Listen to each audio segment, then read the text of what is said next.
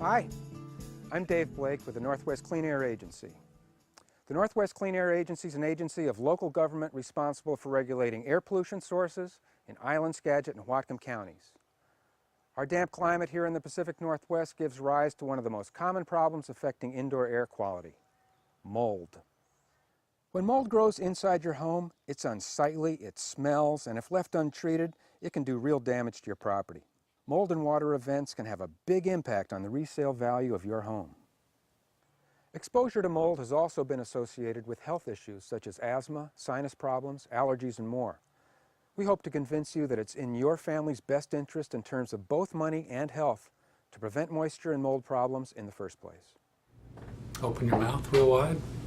Persistent exposure to mold in the home, including mold in damp environments, may certainly lead to irritating symptoms like irritated eyes, nasal congestion, sinus symptoms, and cough. But ongoing symptoms may be associated with more serious symptoms such as asthma and even upper respiratory infections.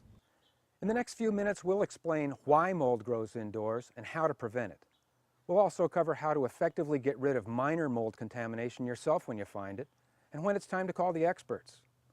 At the end of this video, we'll list some valuable sources of information and additional resources. But first, some brief mold facts. Nothing is more natural than mold. Mold's a fungus. There are thousands of different molds on the planet. Like all living things, mold needs moisture to grow and survive. Outside in nature, mold's job is to digest and break down natural vegetation, like what's going on in this compost pile. But we don't want mold mistaking our buildings or possessions for a desirable food source. As a rule of thumb, mold outside good, mold inside bad. So, how does mold get into your house? Mold growing outside releases thousands of microscopic spores that easily float through the air and into your home through open windows and doors, or by pets and people who track them inside. These tiny spores are, for all practical purposes, impossible to keep out of your home. What really determines if mold will grow in your home is one key ingredient, and that's moisture. Mold spores plus a food source plus moisture equals mold in your home. Mold indoors likes to eat paper and wood products, and even some of the glues that hold them together. In addition to building and finish materials, many of our possessions can serve as mold food. Again, if moisture is added. Furniture, clothing, toys. Mold can grow on just about anything if it stays wet or damp. There's really no practical way to keep out the thousands of microscopic spores or eliminate their food source. Spores are everywhere, so the key to preventing mold growth is to remove water from the equation. The first rule of mold prevention is keep it dry. If there's no moisture, then there's no way for mold spores to grow. There are three general ways that moisture accumulates inside a house or an apartment. Living in the Pacific Northwest, of course, the first way that comes to mind is water that gets in from outside. Unwanted water can invade your home through leaks. Roofs leak, windows leak, doors leak, siding leaks. A wet crawl space under a home can add a whole lot of moisture upstairs as damp air rises through cracks and crannies around plumbing and wiring in the walls. The best and easiest way to prevent water entry from outside your home is by regular visual inspection. Plumbing leaks coming from inside the home are another unwanted water source. Be sure to check for leaks or condensation coming from drain pipes, washing machine supply hoses, clothes dryer ducts, and other pipes and fixtures. The third key source of moisture comes from within the home itself, from people and their everyday activities. You may not think about it, but every time we exhale, we're adding water vapor to the air. When we add other typical domestic activities that produce moisture, it becomes clear that we live very moist lives. The amount of moisture in the air is called relative humidity. When moist air comes in contact with a cool surface, it condenses back into liquid water. That's what causes the outside of your favorite cold beverage to sweat when it's humid outside. Inside your home, it's easy to see moisture condense on a window or mirror, but not so easy on a cool bedroom wall. These surfaces are commonly close to the same temperature, and you don't notice the condensation on the wall until the mold starts growing. Using a relative humidity gauge in your home is like using a gas gauge on your car, except instead of telling you how full your tank is with gas, it's telling you how full the air is with moisture. You can find one of these in most home electronics stores for about $30. In general, 30 to 50% relative humidity is a healthy range for your home. The higher the relative humidity, the more likely you're going to get condensation that can lead to mold growth. Even without a gauge, you can tell if there's too much humidity in your home when condensation forms on the room side of double-pane windows or on your cold water pipes. Condensation can occur on any cool surface that moist room air can reach. Some are obvious, like windows and mirrors, but others need a thorough inspection to find, such as behind furniture placed against a cool exterior wall or under carpet and padding. Condensation can also form inside wall cavities and in attics and basements when moist indoor air gains access to these cool surfaces. Again, to prevent condensation and mold growth, you want to keep the relative humidity inside your home between 30 and 50%. The best way to do this is through proper ventilation. That is, bringing fresh outside air into your home, letting the moist inside air get out of your home. If your home was built after 1991 in Washington State, it should have a home ventilation system. If you're fortunate enough to have one of these systems, learn how it is supposed to work and experiment with the manual and automatic controls to see what works best for your situation. Ventilation systems can be added relatively easily to most any home. This is an example of a whole house ventilation system, typically mounted in an attic, routed to various rooms of the house to pull moisture out of the home and exhaust the moisture to the outside. But even without one of these systems, moisture can be controlled with a dedicated use of bathroom fans and kitchen range hoods. Using exhaust fans in kitchens and bathrooms will capture and remove large sources of moist air before it can escape into the house. A simple test for your fan is to see if it can hold up a piece of tissue paper. Make sure the fans are ducted all the way outside, not just into your attic. And let the fan run until the bathroom is dry, 30 to 90 minutes. Some older homes have no exhaust fans.